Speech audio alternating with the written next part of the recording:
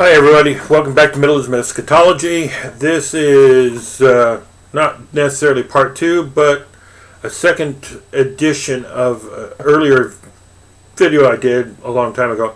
I am going to be talking about the Son of Man coming in kingdom. As you can see, the scriptures that are listed there, I want to address those again and point out some things and really clarify. A lot of this stuff, of course, I wrote in my book, The Cold Case Against Full Preterism. I deal with a lot of these issues in this, concerning this, but more importantly, of course, my first book here, Middleism Eschatology, I dealt with it there, the whole idea of the Son of Man coming on clouds and what we talked about before. And I've gotten so many different strange answers, it's not even funny from preterists, because they got to dance around the whole idea. So I'm going to come at it maybe just slightly different. And doing that, with that said, using Bible Hub, I pulled up here every passage that talks about the Son of Man coming in his kingdom. All the way through, from Matthew, Mark, and Luke, it brings them all up. So I want to go over some of these and take a look at it. But I want to start, first of all, in right there. Is that the one? It's Mark 14:62, but the other passage is from Matthew. And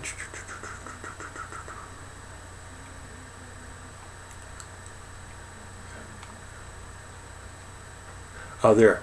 Okay, so it's Matthew 26:64. I tell you, from now on you will see the Son of Man seated at the right hand of power and coming on the clouds of heaven. Now, this phrase is really brought out, and we understand that seated at the right hand has everything to do with sharing power and authority. In other words, Jesus has the same authority and is equal to God in authority. And it says, of course, seated at the right hand. How many times?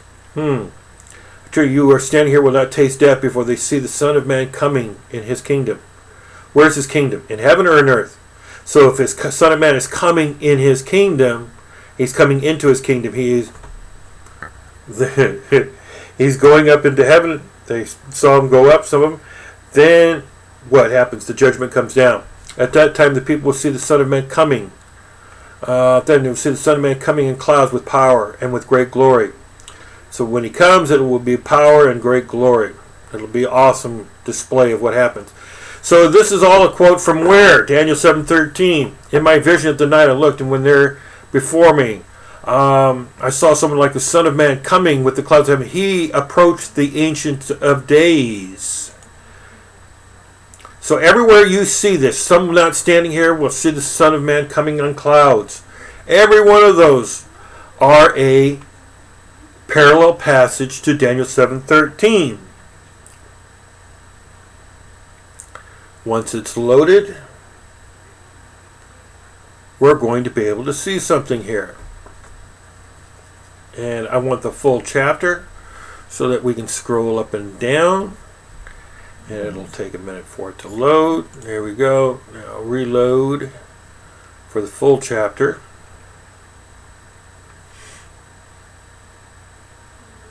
Now, here's the chapter. I'm going to show you a couple of things. See, this is considered narrative. Then when he got into something else that was not narrative and poetic, and so when you look at this in the Hebrew, it's going to be a little bit more poetic. That's why it's written out like that. This becomes a narrative again. This becomes poetic. Then narrative, then poetic again. It goes back and forth.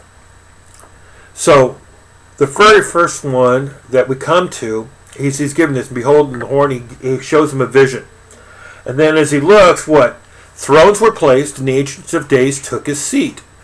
His clothing was white as snow, and the hair of his head like pure wool. His throne was fiery flames, wheels burning fire. A stream of fire issue came out from before him. 1,000 served him, and 10,000 stood before him. The court sat in judgment, and the books were open. Of course, that is Revelations 20. Because of slowness, I'm not going to go to it. But it describing a judgment. Okay? I looked then because of the sound of the great words the horn was speaking. As I looked, the beast was killed, and its body destroyed, and given over to be burned with fire. And as for the rest of the beasts, their dominion was taken away, but their lives were prolonged for a season and time. So they were judged. Here's the narrative. This talking about that ending time, and it matches with the events of Revelations 20. Now, all of a sudden it goes through. Son of Man is given dominion. I saw in the night visions, and behold, with the clouds of heaven there came one like a son of man. And he came to the Ancient of Days. Well, the Ancient of Days is sitting on his throne in heaven, where he is judged. And to him who sits down is given a kingdom, glory, and a kingdom, and all the people, nations, language should serve him. His dominion is an everlasting dominion who shall not pass away, and his kingdom one, and that shall not be destroyed. So we're talking about Jesus going into heaven, being presented before the Ancient of Days, and sitting down and getting a kingdom. He becomes the king of the kingdom. This happens at his ascension. We know that from the Gospels in Acts 1. Then it goes on to interpret it, right? Where does it go on about talking about the judgment? But the court shall sit in judgment. Hey, there it is above there. Words against the highest high. They talk about the beast for time and a half. But the court shall sit in judgment, as it said before, and his dominion shall be taken away, to be consumed, destroyed to the end. And the kingdom and the dominion, the greatness of the kingdom of the whole heaven, shall be given to the people, the saints of the Most High. And his kingdom shall be an everlasting kingdom. Where is it? Does it say anything else there? Shall rise and shall be given. And wear out the saints of the Most High and shall come. No. Okay. As I looked, the horn made war with the saints and prevailed until the Ancients of Days came. And judgment was given for the saints of the Most High, and the time came when the saints possessed the kingdom. Okay, until the Ancient of Days came. Until what? Until Ancient of Days is basically who? God. So, what? There was frame, and the Ancient of Days took a seat. God took a seat, and he's there to judge. Then what happens? The Son of Man, he comes to God in the Ancient of Days. And then what? Until the Ancient of Days comes.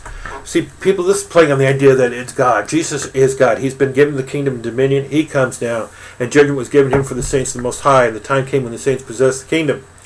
So we're not talking about his coming down. It's talking again about the judgment. Until the Ancient of Days comes and judgment was given to the... I don't know how else to explain that. The Ancient Days came and judgment was given to the saints. It's talking about the judgment, not the second coming. None of this is talking about the second coming.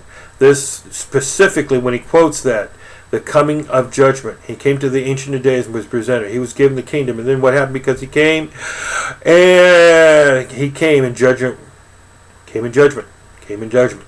It's all about coming in judgment, people. There's no way else to get around that. So, there's some standing there who will say those days of judgment come. The days of vengeance will come. So you, Caiaphas, you will see the Son of God. You're killing me now, but you will see that I'm sitting at the right hand, and the judgment will come. And when the judgment comes and destroys all this, you will know it came from me, the Son of Man. There's different ways we can say that. That is not an altering of the words. That is saying the same thing, but in a different way. The coming of the Son of Man. Tell no one the vision till the Son of Man is raised from the dead.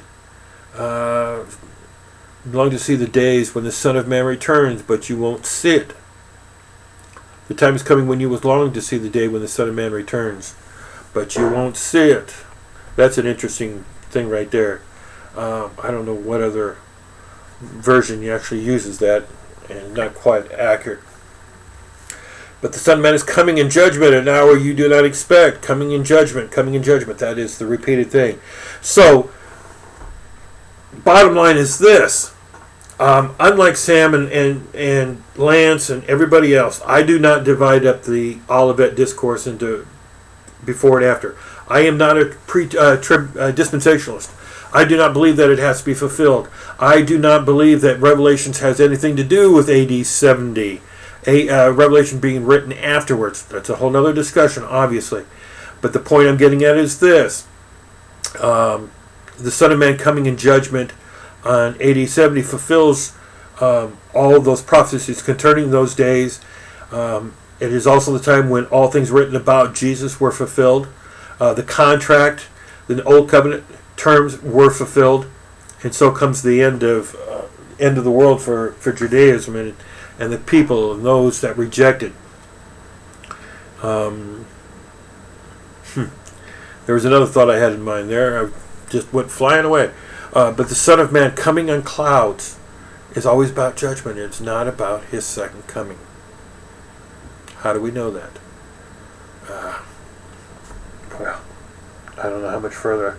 You can go back and look at my other videos and you'll be able to see them. But I'm saying this again for people, just to bring out my distinctions that are what's different. And I believe all of it was fulfilled, but the Son of Man coming in clouds has nothing to do with the second coming, but has everything to do with his coming in judgment. This coming in judgment never requires for Jesus to come down to the earth. That's the whole point. It's not him coming down to earth.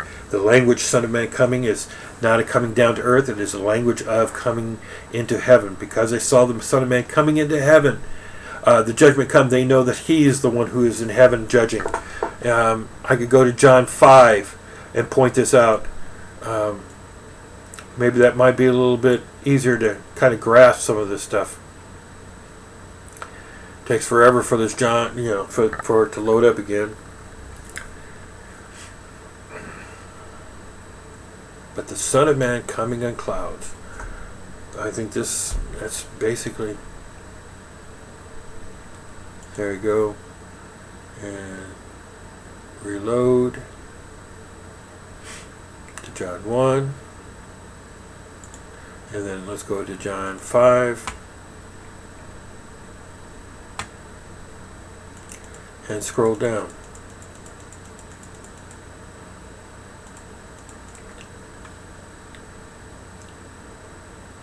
For the Father loves the Son. For the Father raises the dead and gives them life. So also the Son of Man gives life to whom he will. For the Father judges no one, but has given all judgment to the Son, that all may honor the Son just as they honor the Father. Whoever does not honor the Son does not honor the Father who sent him. Truly I say to you, whoever hears my words and believes him who sent me has eternal life. He does not come into judgment, but has passed from death to life. Truly I say to you, the hour is coming, and now is here, when the dead will hear the voice of the Son of God, and those who hear him will live. For as the Father has life in himself, so he has granted the Son also to have the life in himself. For he has given him authority to execute judgment, because he is the Son of Man. And that is a direct reference to Daniel 7. Do not marvel this, for an hour is coming, when all those who are in the tombs will hear his voice and come out. Those who have done good to the resurrection, and those who have done to evil to the resurrection of judgment. Again, people are resurrected for judgment. You can't get away from that. That's the whole idea of sitting down at the right hand of the Father and judgment. Don Preston, of course, I'd love to respond to things, but he has me blocked. He will not listen or unblock me. I've had many people ask him to unblock me, but he won't do it. I wonder why it is that I scare him and not everybody else. Or am I really so stupid that nobody else can understand? Or he can't, or I don't know. Anyway. Cognitive dissonance. He does away with the first in order to establish the second. Hebrews 10:9. It says point blank range. He did away, he brought to an end the first covenant in order to establish. And probably still will argue, play against that one. Okay, ending this video.